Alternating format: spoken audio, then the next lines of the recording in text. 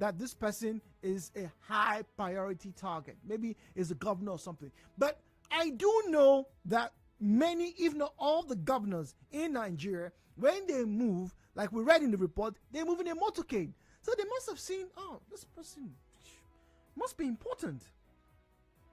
It must be important. Now, what was very heartfelt here is a comment from the governor who said he had to run for a while. And I'm curious about that. So you ran, away from your security aides. Were they running with you? Now, eventually, they were repelled. Lalong claimed to make the statement. He commended the security details attached to the governor for repelling the attack and securing Autumn and members of his entourage. But it's not the first time. Sometime earlier in this year, somewhere in the north, right, we had some important dignitaries who were making rounds, being attacked. In quote, they said it was Boko Haram members. So, first conversation. This investigation, how thorough is it going to be? That's the fear a lot of Nigerians have.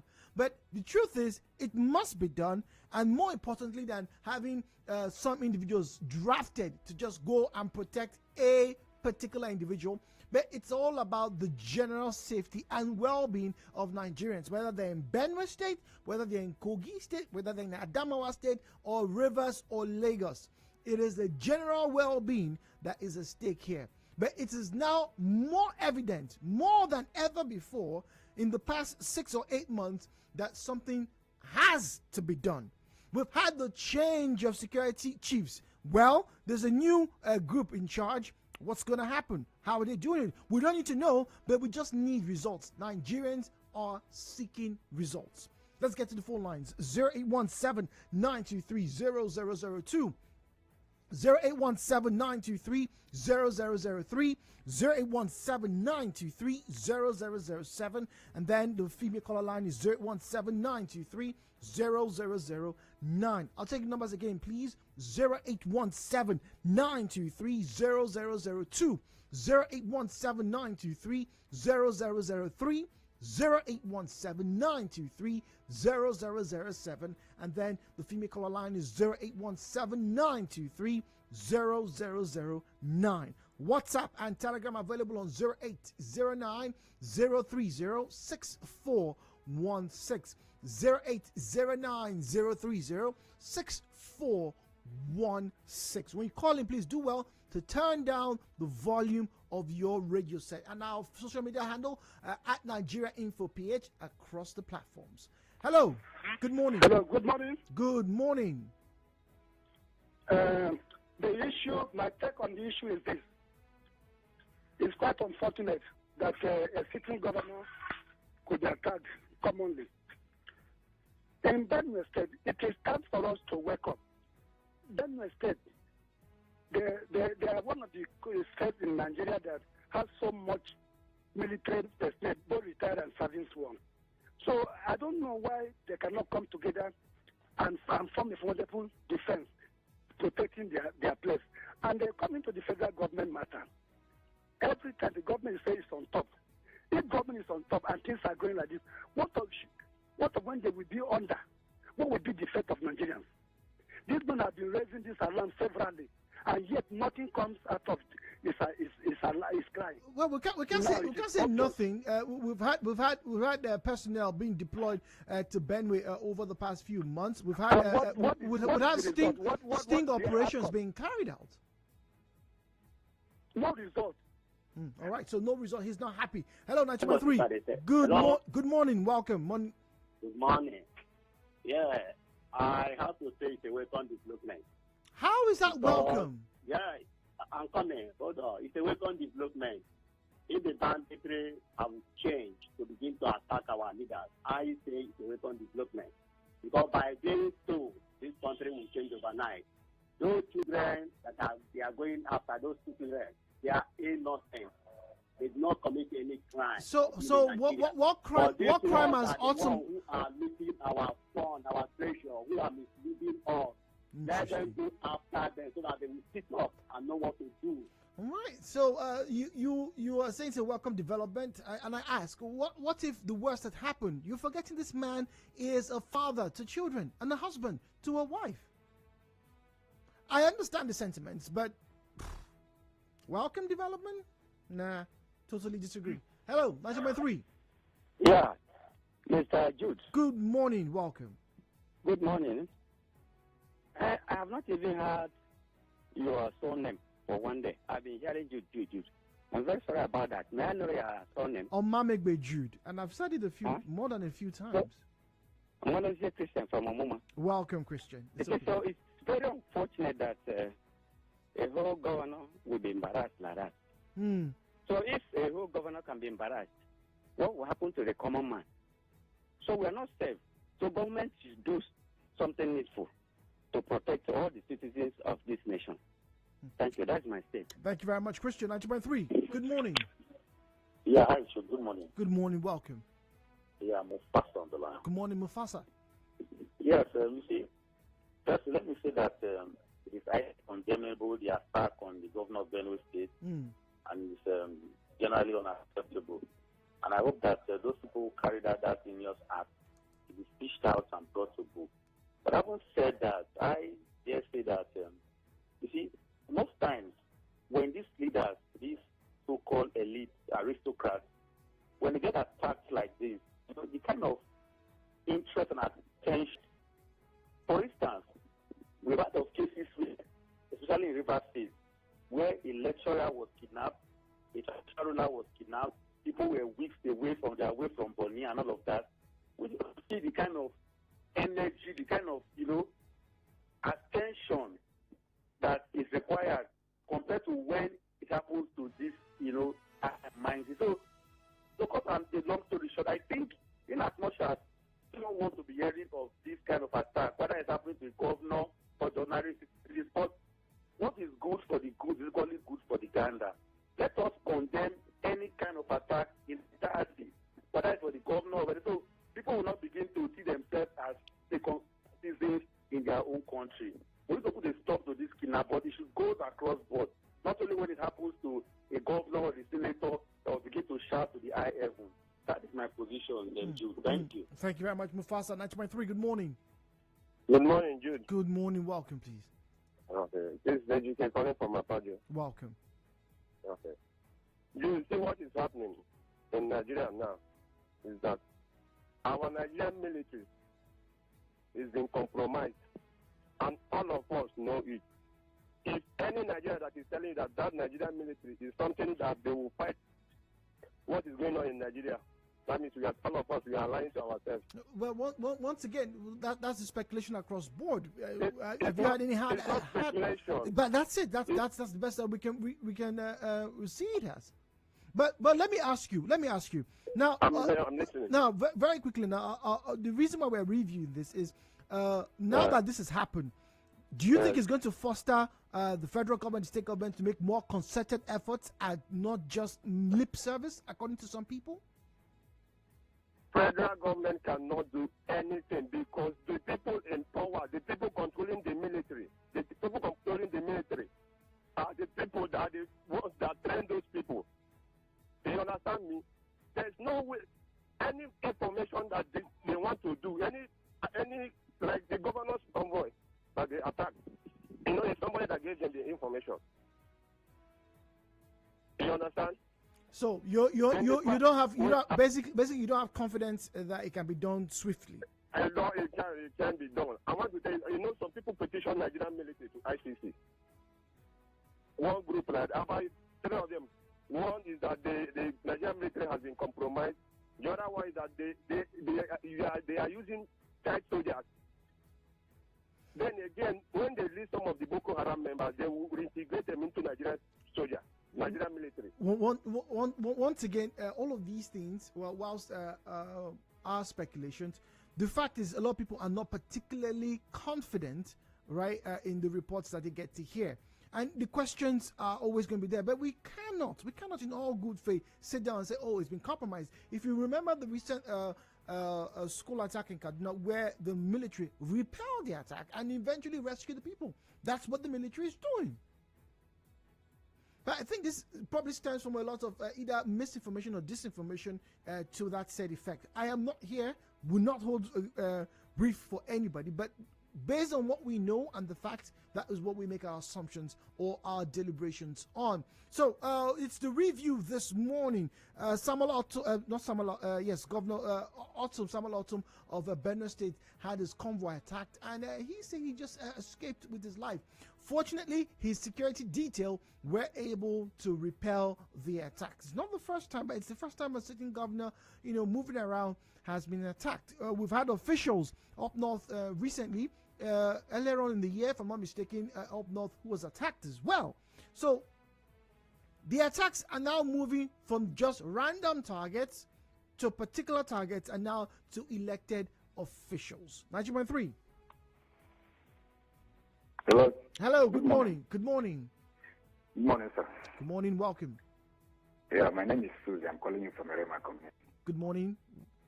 It is actually the situation to raise eyebrows for where a governor will be attacked. But I really don't understand how a governor will be attacked and then the security details were not able either to repel the people. If not civilians here. They were able to repel. I read that in the Okay. report. They were able to repel. Okay, so the even ordinary civilian here could even repel this group of people attacking them. But from the research I have observed some research made by some persons in that particular area of the north central and all of that. They were talking about issue of urbanization and the population that has actually altered some of these their inhuman kind of bypass and all of that. But to this extent now, what structure do the northern governors have to make sure that these guys are being cordoned? At the time, it is actually because of this cow thing. The federal government came up with this Ruga projection and all of that. They also agreed that the Ruga should go on. But here, we actually objected to that respect. Have they been able to implement one of these policies by the federal government? Attacking the governor is one way. But to this extent now, because security is actually a local problem, it has become a local problem in Nigeria. So what is it that the local people in those areas have been, because this Benue, this autumn Benue state, all of that, they have suffered so much in the hand of these herdsmen and all of that. So what have they been able to put in place that will result in a governor going to a farm and then people will attack a governor? My brother, is actually unfortunate. I actually condemn it. Well, it's condemnable. Sorry. Yeah, it's condemnable. The Northern Governors Forum have also condemned it and have asked for a full investigation. Okay. Now, here in our place, as I speak to you now, the Ikuru town, Mona, is still in captivity in the hands of kidnappers. We are not even free from all these things. And these things, should I also say, is because of the herdsmen or our brothers who want to live life without doing anything. So it is the responsibility of both the governors, local government chairmen, and all of us that are speaking on radio to talk about this thing and educate ourselves around. Tell people what is good, what's supposed to be the norm in our society. Okay, what's supposed to be the norm in our society is safety. All right, WhatsApp is 0809-030-6416, 0809-030-6416. Security being deployed to this affected area, but for crying out loud, when the security architecture gets better, let them investigate and those culprits be booked, please. All right, Paul, who's texting us from Kwara, says, I will be completely honest, the attack was carried out by sponsors of these bandits in the state. However, our military and paramilitary seem to have been compromised. All right, Paul, also skeptical. All right, it's bottom of the hour. We'll go for a quick commercial. When we return, we'll be switching over to the next conversation. It's the review of events and stories over the weekend. It's the Media Dialogue. My name is Jude. This is 92.3 Nigeria Info.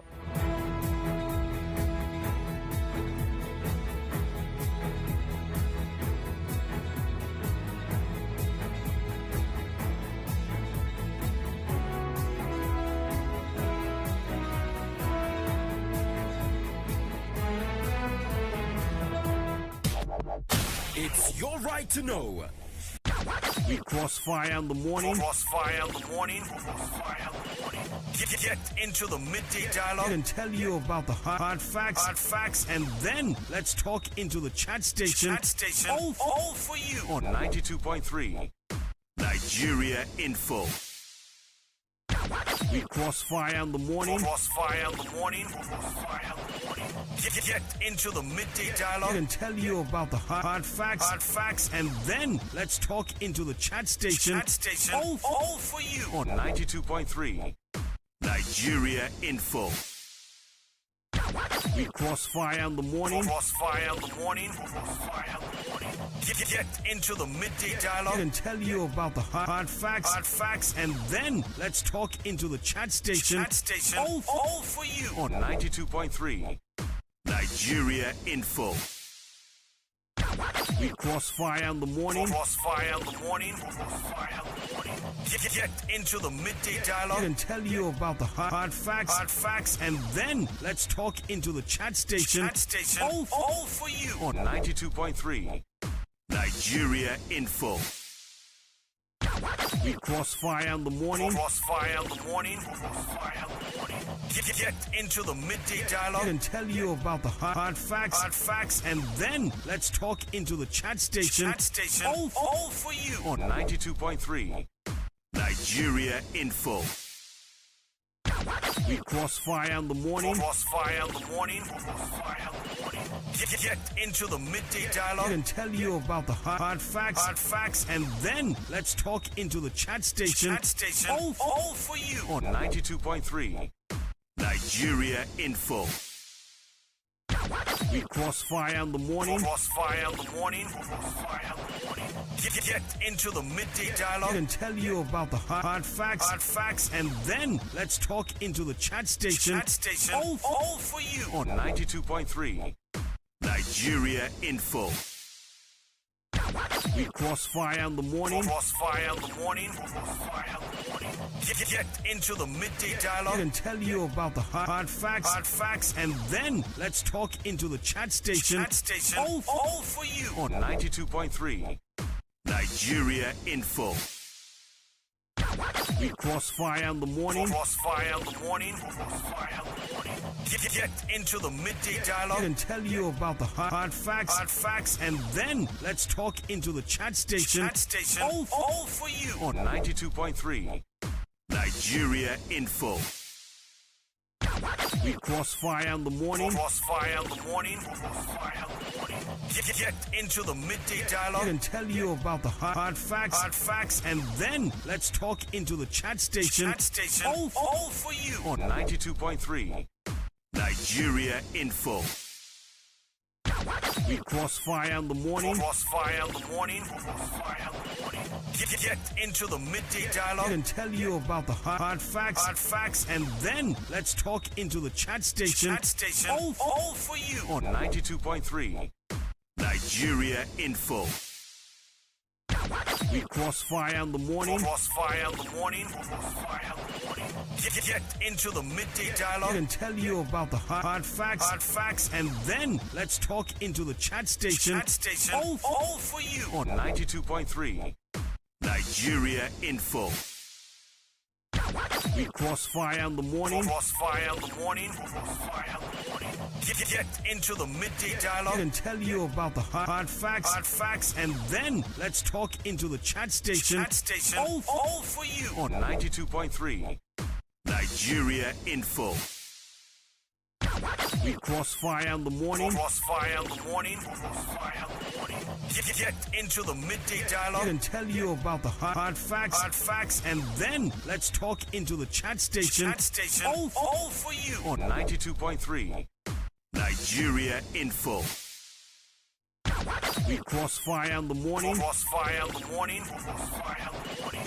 Get into the midday dialogue. And tell you about the hard facts. Hard facts. And then let's talk into the chat station. Chat station. All for you. On 92.3.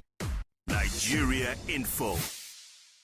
All right, so welcome back to the Media Dialogue on 92.3 Nigeria Info. Yes, the mic is open as we take a review of the stories, the big stories over the weekend and the past 3 days. My name is Jude. Now, we just had a conversation about the attack, the rather unfortunate attack on the motorcade of Benue State Governor Samuel Ortom. Now, we move away from that and get into another close look, if I may say so, at the electoral process. And what is so peculiar, do I say in Nigeria or is it an African thing?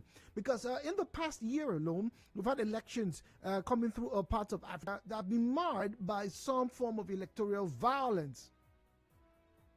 But now, let's come back home and, of course, to one of the most beautiful states in Nigeria, Ekiti, with its very, very lovely tourist attractions. When you talk about the falls and some of the rural areas where you can have relative oneness with nature. It's a beautiful place. If you've never visited Ekiti State, please take a visit to Ekiti. Now, police authorities in Ekiti State on Sunday announced that they have arrested 3 hoodlums. Wow, this hoodlum behavior is crazy. 3 hoodlums linked to the attack on voters in the Ekiti House of Assembly by-election on Saturday. Let me take that again to show you the enormity of this very, very shameful act. Linked to attack on voters in the Ekiti House of Assembly by-elections. House of Assembly, not gubernatorial. House of Assembly by-election. House of Assembly. That's what caused this fracas. House of Assembly elections. Reports have it, and once again, this is from the Guardian newspaper. The reports have that the violence erupted in Omuo, Ekiti during the Ekiti East constituency 1 polls of Saturday, leading to shootings in some polling units and killing of 3 persons, sadly. Now, the Commissioner of Police in Ekiti State, CP Babatunde Mubayo, gave an update on the crisis while addressing newsmen, saying that the policewoman, who was among 8 persons shot, had survived and responding to treatment. Now, he dispelled the rumor that the female cop was among those who had passed on during the mayhem. All right, now, no police officer died during the shootings by thugs, although it's true that one of our officers was shot, but she did not pass as speculated. Now, 3 suspected party thugs. 3 suspected party thugs have been arrested. They were picked up where they were hiding and now being detained in our headquarters. Now, the question on many Ekiti indigenes or citizens who reside in that area, and indeed any Nigerian, is what is going to happen to these individuals? So we've had them, you've caught them. Kudos to the Nigerian police force. You caught them. So what next is going to happen? Is this going to be swept under the rug? Now, over the years, Nigerians have been asking, you caught this, you said you did this, you did that, but we often don't get to hear a follow-up of the arrest. Were they prosecuted? Have they been handed sentences? Are those sentences being duly executed? What exactly is going on? But the genesis of all of this, as we get back to the review, is what is so particular about our electoral system that is fraught with violence. One could argue it's been on the decline, but getting to hear this, imagine, I want you to place yourself in the shoes of the family members of these victims. They woke up that morning, did not think they were not going to see their loved ones. And to why? And to what reasons, rather? That some, in quote, hoodlum, didn't want the election to go in a particular way. House of Assembly? Wow. Let's get to hear your views on this matter. It's the review, a weekend review, right here on the Midday Dialogue. 0817-923-0002, 0817-923-0003, 0817-923-0007, and then the female caller line is 0817-923-0009. WhatsApp and Telegram available on 0809-030-6416, 0809-030-6416. 9216. All right, when you call in, please do well to turn down the volume of your radio set. Hello, good morning. Good morning. Good morning, please. Could you call back? Good morning, please. Just call back. There's a dining tone there, not particularly friendly for conversations. Hello, good morning. Hello, good morning. Good morning, please. This is what you come from London. Welcome. These so-called hoodlums, as they said, the report had it that they have been, some of them have been arrested. 3 have been arrested. 3 have been arrested, and even a police lady was involved in the death. No, she was not. That's what I just read. The police commissioner said she survived. She's responding to treatment right now. To God be the glory. Okay. Now, what would be the fate of these ones? Because each time they were arrested or they caught them, no result, no outcome, concrete evidence to show that yes, others will learn their lesson. Their paymasters, their hirers will go out and get them out free of charge with nothing. That's why this thing will continue. And secondly, because of the level of poverty in those areas, in rural areas, just give a boy 10,000 naira, off he goes, and he will perform very, very badly to your credit, and not even himself thinking, what would be my outcome if I am caught? So this is the problem. Our laws is not effective. It's not effective on the criminals. That's why most of those things are happening. Look at the people, the kidnappers here in River State. Each time they caught them, we don't know the outcome of it. Is it that we don't know? Will be going freely in the street of Port Harcourt here. Well, is it that you don't know, or most people don't bother to find out how these cases are taken to its finality? Hello, 90.3. Good morning. Good morning. Good morning, please. This is Frank McLean from Bolu. Good morning, Frank. Yes, I'm just listening to you about Hoodlum, about the House of Assembly election in Haiti. Just House of Assembly, not even gubernatorial election. House of Assembly. Let us call it not the you. The truth of the matter is that before the Hoodlum come out to perpetrate anything, they are spotted there.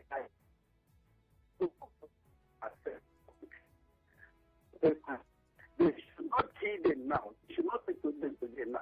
They should investigate them thoroughly. They should people, and those that should be dealt with. If Nigeria deal with people, things like this would not stop. Those people who pay the money to go and pay that people should be arrested for school, including the people they sent. Number one, Nigerians are very, very lazy in putting justice. From the judiciary to the executive to anything you can take. Only this one into that Governor Otom was attacked too. The governor in Nigeria. And do you think that people are not responsible in that attack? They should go down to the bottom of what attack. People who are sponsoring them, get them people fished out, deal with them severely, and make sure they are prosecuted. And people will take example from what they have done to these people. For Christ's sake, let us not be on the pamper evil and talk on the radio every day as if we are happy to call on the radio. Okay, so let us face the and not pamper them. Good morning. Good morning, Jude. Good morning. Chinke Daniel Imogeto Zakra. Welcome. It's a pleasure to hear from you this morning. Go on, please. Yes. My take on this issue is that we have been telling that they should make all political offices less attractive. Okay. Yes. Because, look, when I know many businesses in Aba, when I was at Awara, businessmen, run their businesses, they are not politicians. So, voluntary service, the people that have men, the people that want to serve the public, such people are here with us. But they will not allow them. And I am telling you, they will continue. That's my this morning. Thank you. All right. Thank you very much. Good morning. Good morning. Good morning. Welcome. Please. Okay, thank you. My name is Victor. How are you? Welcome. Good morning, Victor. My name is Jude. Thank you for joining us this morning. Okay, yeah, very interesting and Just let me take you on this. I don't like when you said just House of Assembly election. Are you justifying? Are you trying to categorize crime? No, that's not the point. The point is. No, so when you say not Cuba, I mean, for God's sake, electoral fraud is electoral fraud. Of course it is. Whether it is just one person or whatever position should not be tolerated. Because when you now say it's not Cuba, that means in Cuba you can afford to commit crime. I'm sorry, that's not understanding. Oh, okay. And I think to some level you're trying to. It's not a better way to handle it.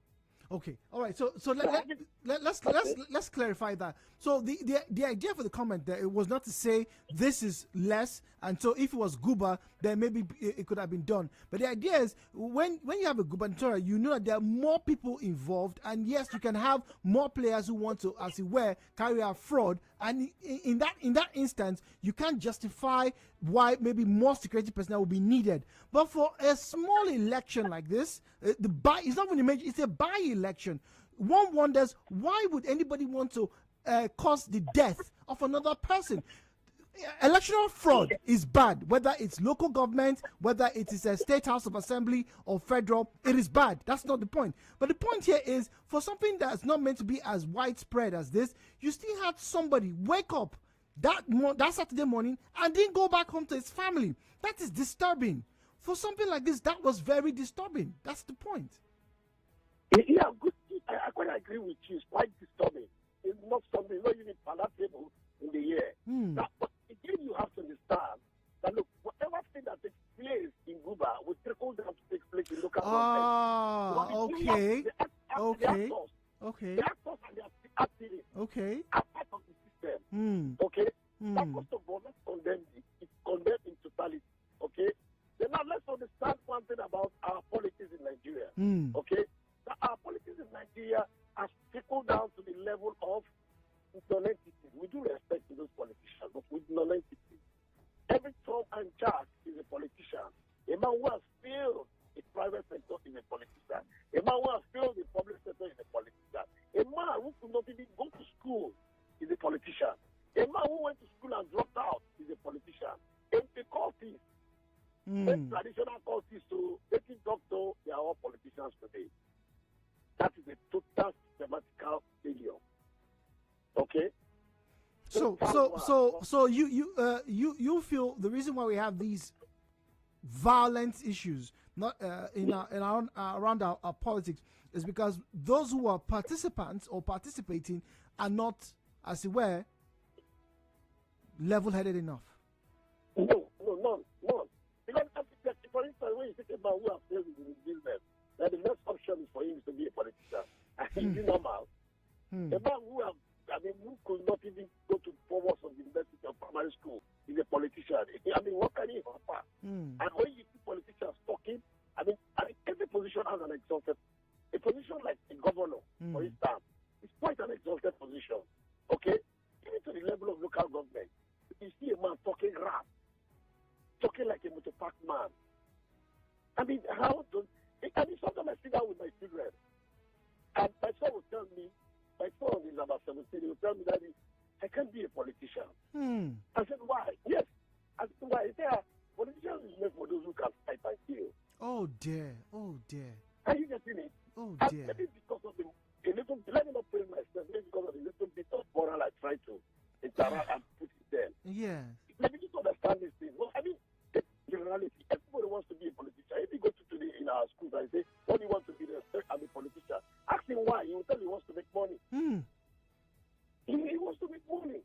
And so the mentality of it, like your last speaker said something. He said, look, those who want to serve, who want to make a name. Unfortunately, those people who want to make a name cannot have the opportunity to get in.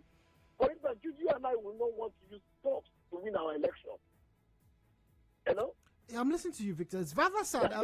If I'm honest, I'm sorry to interrupt with you, but if I'm honest, I think the words of your son just hit very hard. It's very poignant that our children now don't seem to find any way to upturn, this rather sad tide. But we should and we have to. That's why we talk about these things. We need to start to promote, good qualities that we can encourage. Look at your son. Your son probably has good qualities. How do we get him to make his classroom good, his school good, and maybe in turn the community better? Beautiful. Now for us to get it right, that's why it is important for us now. For us to get it right is that one, first of all, the public schools must be functional and well equipped. That's one. The public schools. Once the public schools are well equipped and functional, then the market woman child can go to school and go to have a good education. I went to public school. Probably you went to public school. A lot of people know Went to public school, yes. But schools. Are you getting me? I do. My child, my children cannot go to my public school that I went to, and it's bad. And my public school was a name. And it's not a high school, was a name, a high class name. But today my children can go there. And I pay hell to train them in private school. I'm not happy, but I have to do it. Now what about things in the back end school? Then you go back to our religious bodies. Building school here, those who are contributing cannot even afford the school. Indeed. That's systematic failure. But actually what also will apply, that's the government. Now for government to actually get it right, the public schools will be functional. All right, let's start with. Thank you very much, Victor, for your contribution. So let's start at the very basics. Let's start to have the education sector, talking about public schools, redone and revitalized. Now, the final conversation we're going to review this morning before we get to the 11 o'clock hour is the very interesting. Sad. There's a bit of a twist here because it's coming off the death of former Tanzania President John Magufuli. I'm sure you probably heard and read about that. But why we talk about this, why it's making the news all over the world, is because now there's a female in charge. Tanzania's new president, Samia Suluhu Hassan, is female. Now, first elected as Magufuli's running mate in 2015, she was re-elected last year along with him, and according to the constitution, she should serve out the rest of the 5-year term in the top job. She becomes Africa's only current female national leader. Only current female national leader. The Ethiopian presidency is largely a ceremonial role and joins the short list of women on the continent who have run their countries. So the 61-year-old is affectionately known as Mama Samia in Tanzanian culture. That reflects the respect she has held in, rather than reducing her to a gendered role, which is very similar to Nigeria. If I get to, some of you, if you get to meet your female principals back in school, or boss DGs, if they were female, it's not unusual to hear them say, mama this, or mommy this. It's not because, she's just a woman, but it's the role that she has held. It's not just reducing her to a gender role, but it's the level of respect. The mama role is one of not just affection, but of respect. First, she is right now, like I said, the only female national leader on the African continent as we speak. And remember, cast your mind, I remember when we lost our former president, Shehu Musa Yar'Adua. Remember that? And there seemed to be a bit of attention. Whoa, what should happen? What shouldn't happen? But this is seamless. The man in charge sadly left. Who is the next in line? It's a woman. So? That's it. So? I think it is a big plus, not just for the Tanzanian country, but I think for the rest of Africa, to take very close note as to how a proper system should be. There's a phrase that says, in nature, vacuum is abhorred. So when someone exits the stage, someone should replace. In this case, it is Samia Suluhu Hassan, Tanzania's new president. Well, congratulations to them. I say congratulations not because I'm happy or anybody's happy that John Magufuli has passed, but the seamlessness in which the transition occurred is what we are in particular taking note of. So once again, all of you on the African continent, take notes. This is how it should be done. News coming up at the top of the hour, 11 o'clock. My name is Jude. The Midday Dialogue continues.